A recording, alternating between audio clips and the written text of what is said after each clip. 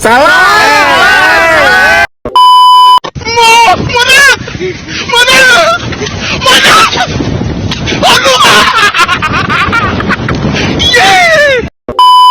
Anak-anakku, ayo jangan mager, jangan baper.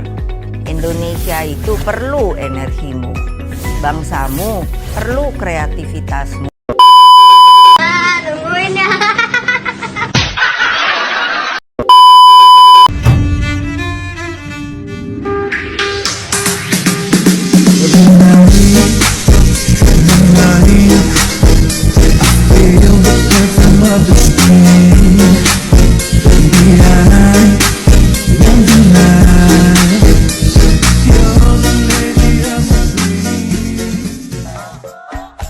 Hai guys, kalian sudah tahu apa itu etnomatika?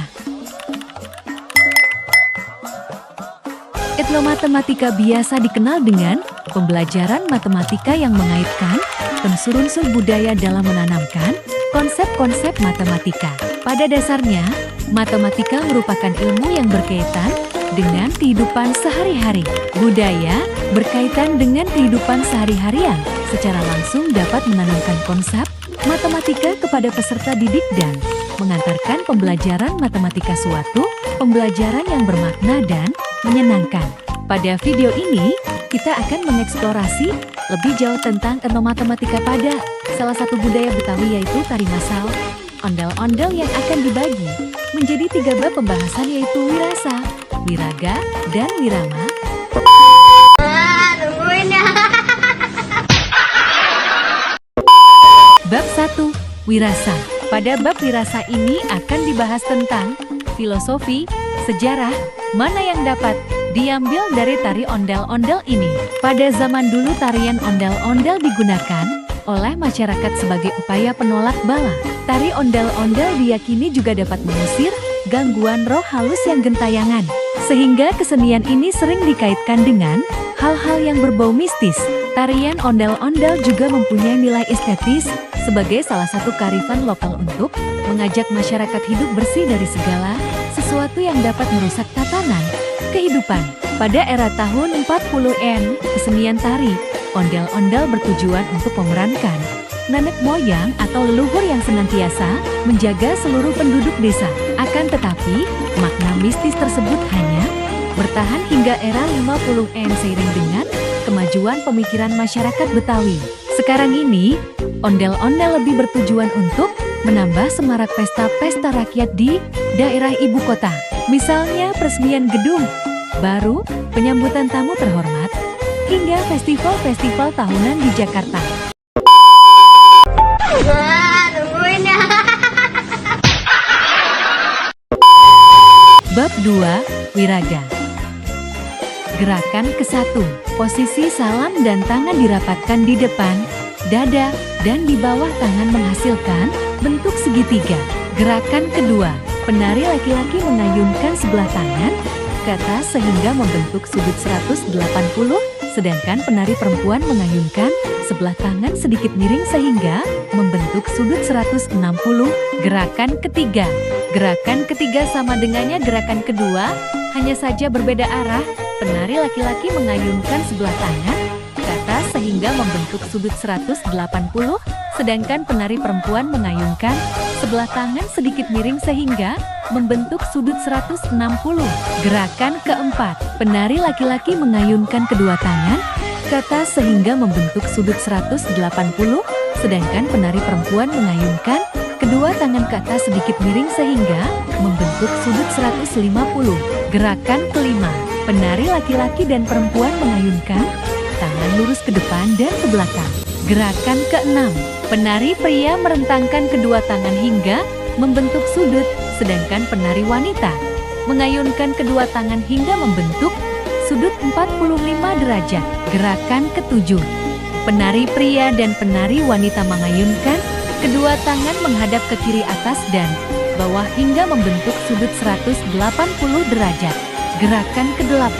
Penari pria dan penari wanita mengayunkan kedua tangan menghadap ke kanan atas dan bawah hingga membentuk sudut 180 derajat. Gerakan ke-9. Penari pria merentangkan kedua tangan hingga membentuk sudut 180, sedangkan penari wanita memposisikan badan setengah berdiri, diikuti mengayunkan kedua tangan hingga membentuk sudut ke-45. Gerakan ke-10. Penari pria merentangkan kedua tangan hingga membentuk sudut 180, sedangkan penari wanita membungkuk ke depan dengan kedua tangan melipat di depan dada. Gerakan ke-11. Penari wanita mengayunkan kedua tangan hingga membentuk sudut 45, sedangkan penari pria membungkuk ke depan dengan kedua tangan menyilang di depan dada. Gerakan ke-12. Penari pria dan wanita mengayunkan kedua tangan ke depan dan ke belakang secara bergantian, diikuti dengan badan sedikit membungkuk menghadap ke kiri. Gerakan ke-13. Penari pria dan wanita mengayunkan kedua tangan ke depan dan ke belakang secara bergantian, diikuti dengan badan sedikit membungkuk menghadap ke kanan. Bab 3. Wirama. Hai Sobat Budaya, pernahkah kamu terpesona dengan alunan musik dan gerakan indah tarian massal ondel-ondel Betawi? Nah, di balik keindahannya terdapat perpaduan harmonis dari berbagai alat musik tradisional yang tidak boleh dilewatkan.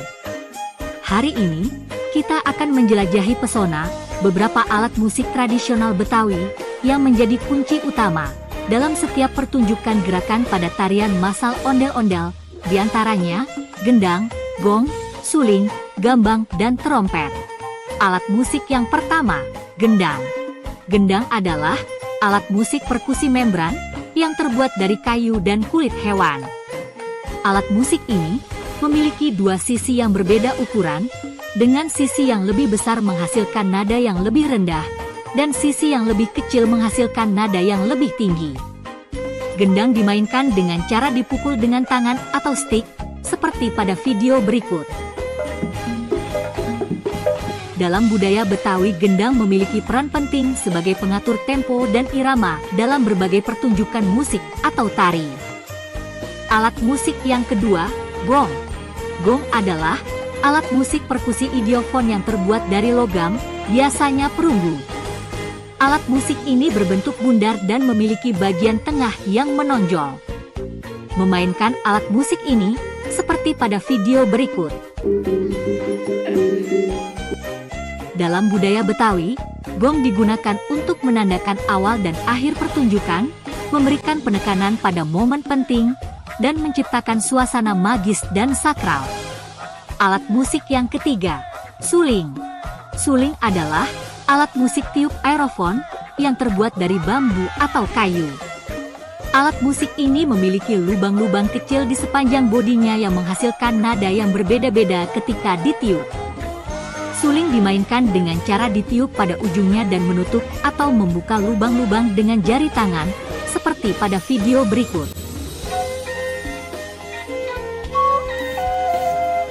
Dalam budaya Betawi, suling sering digunakan untuk memainkan melodi yang indah dan merdu, mengiringi tarian dan nyanyian, serta menciptakan suasana yang tenang dan damai. Alat musik yang keempat, gambang. Gambang adalah alat musik perkusi lamelofoni yang terbuat dari kayu. Alat musik ini memiliki bilah-bilah kayu yang disusun berjajar dan dibunyikan dengan cara dipukul dengan stik kecil, seperti pada video berikut. Dalam budaya Betawi, gambang sering digunakan untuk memainkan melodi yang rumit dan indah, mengiringi pertunjukan wayang golek, dan menciptakan suasana yang meriah dan ceria. Alat musik yang kelima, trompet. Trompet adalah alat musik tiup aerofon yang terbuat dari logam, biasanya kuningan. Alat musik ini memiliki corong yang lebar di salah satu ujungnya, dan serangkaian katup yang digunakan untuk menghasilkan nada yang berbeda-beda. Trompet dimainkan dengan cara ditiup pada salah satu ujungnya dan menekan katup-katup dengan jari tangan, seperti terlihat pada video berikut. Dalam budaya Betawi, trompet sering digunakan untuk memberikan penekanan pada momen penting, membangkitkan semangat, dan menciptakan suasana yang meriah dan semarak. Berdasarkan yang telah dijelaskan sebelumnya, bahwa dalam video ini kita akan membahas tentang etnomatematika. Nah, sekarang kita akan membahas bagaimana pola matematika yang terdapat pada alat musik yang digunakan. Berdasarkan sumber musik tari masal ondel-ondel Betawi dari link YouTube ini, kita akan mempelajari bagaimana pola matematika yang terdapat pada setiap alunan alat musik yang digunakan. Bagian 1. Untuk pola matematika yang pertama, di mana untuk setiap jenis alat musik memiliki jumlah gerakan yang sama yaitu 14 gerakan. Banyaknya ketukan di setiap gerakan, untuk alat musik gendangnya itu 8, ketukan gongnya itu 4, tiupan sulingnya itu 16, ketukan gambangnya itu 2, dan tiupan trompet yaitu 1. Sehingga total masing-masing ketukan yaitu gendang 112, gong 56, suling 224, gambang 28, dan trompet 14. Apabila dibuat dalam bentuk perbandingan yaitu 112 banding 56, banding 224, banding 28, banding 14. Bagian 2. Untuk pola matematika yang kedua, di mana untuk setiap jenis alat musik memiliki jumlah gerakan yang sama yaitu 20 gerakan. Banyaknya ketukan di setiap gerakan untuk alat musik gendangnya itu 8, ketukan gongnya itu 4, tiupan sulingnya itu 16, ketukan gambangnya itu 2, dan tiupan trompet yaitu 1. Sehingga total ketukan gendang 160, gong 80, suling 320, gambang 40, dan trompet 20. Apabila dibuat dalam bentuk perbandingan yaitu 160 banding 80 banding 320 banding 40 banding 20. Bagian 3. Untuk pola matematika yang ketiga, di mana untuk setiap jenis alat musik memiliki jumlah gerakan yang sama yaitu 38 gerakan. Banyaknya ketukan di setiap gerakan untuk alat musik gendangnya itu 8, ketukan gongnya itu 4, tiupan sulingnya itu 16, ketukan gambangnya itu 2, dan tiupan trompet yaitu 1. Sehingga total ketukan gendang 304, gong 152, suling 608, gambang 76, dan trompet 38. Apabila dibuat dalam bentuk perbandingan yaitu 304 banding 152, banding 608, banding 76, banding 38. Bagian 4.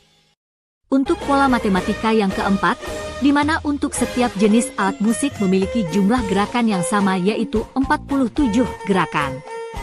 Banyaknya ketukan di setiap gerakan untuk alat musik gendangnya itu 8, ketukan gongnya itu 4, tiupan sulingnya itu 16, ketukan gambangnya itu 2, dan tiupan trompet yaitu 1.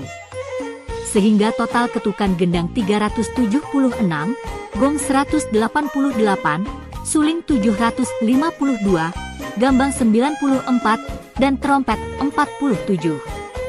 Apabila dibuat dalam bentuk perbandingan yaitu 376 banding 188, banding 752, banding 94, banding 47. Nah teman-teman, itulah eksplorasi etnomatematika yang terdapat pada tari masal ondel-ondel Betawi. Dari pemaparan tersebut, sekarang kita dapat mengetahui bahwa dari seni tari masal ondel-ondel, terdapat konsep-konsep matematika yang dapat kita pelajari, salah satunya materi perbandingan. Kira-kira selain kesenian tari, apakah ada kesenian budaya yang dapat kita eksplorasi lagi dengan matematika? Kami akan kembali lagi. Ditunggu ya video selanjutnya tentang etnomatematika.